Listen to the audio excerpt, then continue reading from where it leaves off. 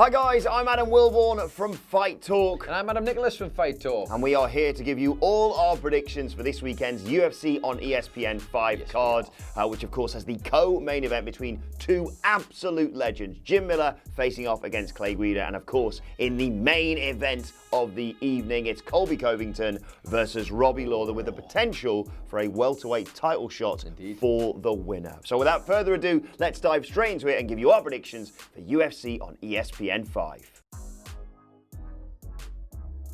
First off, we've got Dorsett Dorsett versus Kennedy Chuco fighting at the 205 weight class. This one's probably on the lower end spectrum of that division, and it's fair to say both guys have got a lot in the power department. Both very physical specimens, but their previous matches have kind of left a lot to be desired, to be fair. Dorsett lost his UFC debut against Devin Clark by decision, probably a mid-level light heavyweight at best. And then when it comes to Chuco, he knocked down Paul Craig in their fight multiple times, but a lack of fight IQ in the final round would see him get caught with a last-ditch triangle choke and eventually lose the match, which is not exactly ideal when it comes to keeping focus. Out of the two fights, Chuco probably came across as the better fighter, and as long as he can avoid the Dorsett takedown, he can probably put the Serbian away. Next up, we have Scott Holtzman versus Dong Hyun Ma. Scott Holtzman effectively here fighting for his UFC career. He's almost even when it comes to his record.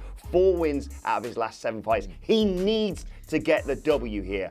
Dong Hyun Ma unquestionably has great power, great cardio. However, he may be a little bit lacking in his wrestling department. That's where I think Scott Holtzman should take the control, should really have the advantage. And for me, it's Scott Holtzman's fight to lose. Next up, we got Trevin Giles versus Gerald Meerschaert. Now, this one's a little bit more interesting because despite losing to Zach Cummins in his previous match, Giles has actually shown quite a lot of talent during his time in UFC and since his debut in the Octagon back in 2017. Now, he's the kind of guy who's always looking for the finish, whether it's on the floor or standing toe-to-toe. And his best performance probably came against Antonio Braga Neto, where he absolutely blasted the Brazilian with a crushing right hand. Now, when it comes to Gerald Meerschaert, he's fairly similar in the fact that he too is a finisher. He's got a good striking game, but his strength really lies in his submission games. He's won 20 of his 28 victories by submission, but interestingly, by the same problem, I guess, his submissions leave a lot to be desired in terms of defense because the majority of his defeats when he's been in the Octagon have come by submission. Overall, Giles has probably got the advantage on the feet, but in fairness,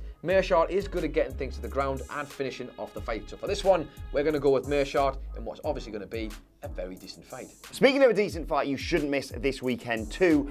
Make sure you check out Joaquim Silva versus Nasrat Haqparast. Both of them have looked really impressive since joining the UFC, and both of them have earned honours in their recent fights on top of showcasing their brilliant skills inside the Octagon. Haqparast won Fight of the Night honours in his last match, and Silva earned himself a bonus too with a brutal knockout of Jared Gordon, despite in that match being tagged himself. Look, this one is effectively a pick-em fight because, look, generally from what I've read online, the experts are kind of leaning towards Haqparast, saying that he might just have the edge.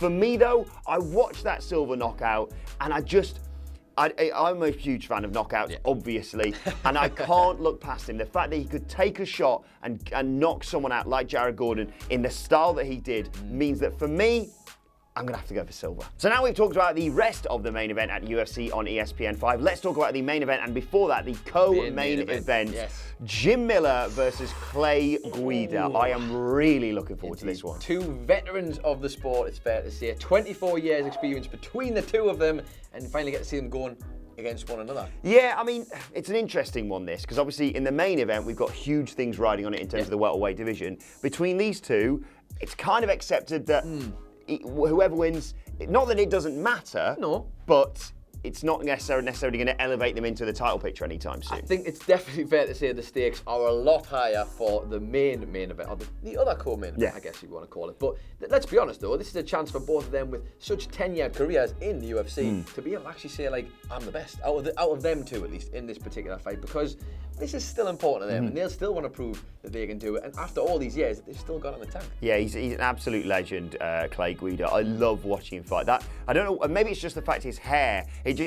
All I think of is just this wild, swinging style for him. But he's obviously an incredible fighter. To be in the UFC as long as he has is showcases in and of itself what he's got. But I don't know whether Jim Miller's going to have too much for him on this one. I think there was a few clips floating around on Twitter of Guida actually training and getting prepped for this one.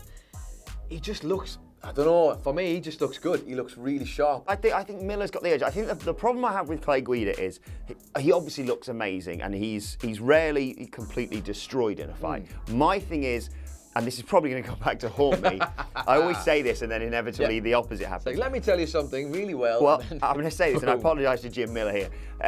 I often watch Clay Guida and think he's great, he just doesn't necessarily always manage to get the finish. And if it goes to a decision, you're always in dangerous territory there. Okay. But I think I'm not sure this will go the distance. I think Jim Miller may take Clay Guida out of this in the 3 rounds. Okay, I'm not going to argue with you. You're going Guida? Listen, I'll go Guida for argument's sake. I'll go with, just purely because I really enjoyed everything I've seen in the build-up.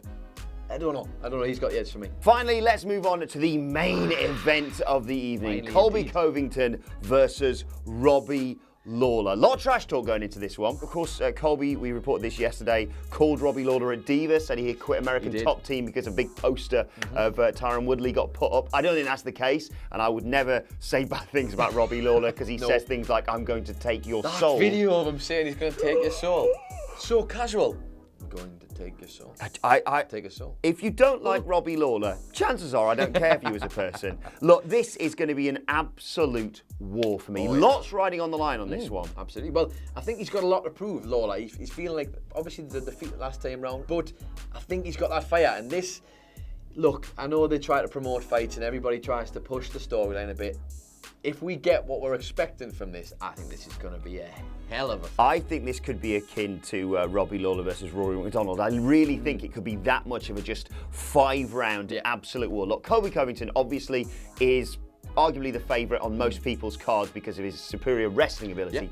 But don't count out Robbie's ability to stuff those takedowns. I think he really has got that, as well as some brutal power. Was it 20 knockouts in 28 fights? 20 knockouts in 28 fights is a good thing. And I tell you what, if I'm Robbie Lawler, this is a chance to go out there, prove it, but then also this obviously gets himself right back in the title picture. We know Covington's probably the guy, if he wins this one, who could end up going on to face Usman for the belt. But, you know, that's got to motivate Lawler. And just think back, if that picture thing is true that we talked about yesterday, what's going to be more motivating than to be like, yeah, well, I've just beaten you, and I left the place where we were because of Tyron Woodley, and well, here we are. I'm going to get a big picture of me knocking you out. Picture of Robbie Lawler's fist going through Covington's face. What do you think about the whole thing of, because normally when we see these sorts of fights, Dana will say something along the lines of, the winner of this fight gets a shot at the champion. Yeah. But instead of that, he said, if Colby wins, he gets Usman for the welterweight championship. But if Robbie wins, he's just sort of up there in the title picture. And you've got to not forget about Jorge Masvidal in all this. Well, we spoke about this yesterday, didn't we? Masvidal very much in the picture right about now. Still, Woodley's still up there as well, to be fair. He's sitting in the ranks. There's a lot of good fighters there. And Robbie Lawler, for me, if I'm him, the motivation has to be on his side, surely, because he gets him right back up there in the picture. He's a little bit adrift to the other guys, but that is... For me, that's what I'd want to be. If I'm him, I've got that fire in my belly, and I want to go and get myself back in contention. I watched a video from Chael Sonnen talking about this and talking about the potential future of this division earlier on today. And he was talking about the fact that, obviously, Jorge Masvidal has made a huge statement. The MMA world is buzzing about him with that insane, 3-second knockout of Ben Askren. Crazy. The undefeated Ben Askren. Let's not forget that either. But Colby, Chael said, has the benefit of going second and can just go out there. Yeah. Perhaps it may be better for him to showcase that he can beat a former champion over a longer period of time. I don't think he wants it to go to decision if that's the case, but if he can beat him over, say, 3 rounds and then take him out of the picture, maybe with a submission or something, it may bode well for him. Because let's not forget, whoever Usman faces, whether it's Lawler, whether it's Masvidal, whether it's Covington, you're going to need to try and really sell that fight. Because no offense to Kamaru Usman, but there's not a lot of buzz around him at the moment. He's new champion, he's great news, but you're going to need someone who can maybe talk people into the building. Robbie Lawler will get people in there for the fact that he is Robbie Lawler.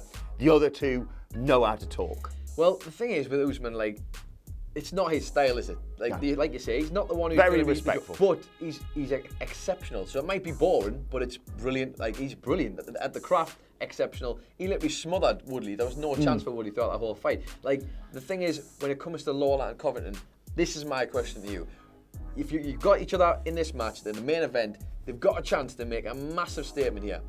Are you happy with just the win? If you're either of them two, are you just setting up stall just for the win, or do you think one of them both of them want to make a huge statement with like a mass knockout win. I think arguably Covington would be happier with just getting the W, because the danger you have in attempting to go big against Robbie Lawler is the knockout power that he's got. So I'm not saying Covington doesn't have knockout power. Covington's drive to get that match is enough for him to play a bit safer? I think he may play slightly safer, because I think he will sit there and say, well, if I get the W here, then I, in theory, have done exactly what Dana White has said. I also have been stripped of this interim championship that I never lost. Yes. So it would surely, by that maths, I should be in the title picture. Whereas Lawler, I think, needs some sort of spectacular knockout in there to catapult himself above, say, a Jorge Masvidal. Like if he just scraped past Covington, you'd be like, well, he beat him, but not quite. We're saying all this. We should get into our prediction for the fight, because mine just throws everything out. Because I say Lawler wins this fight, which means Covington doesn't face Usman. I would have, if I was booking this. Ooh, I like this. Go on then. I would have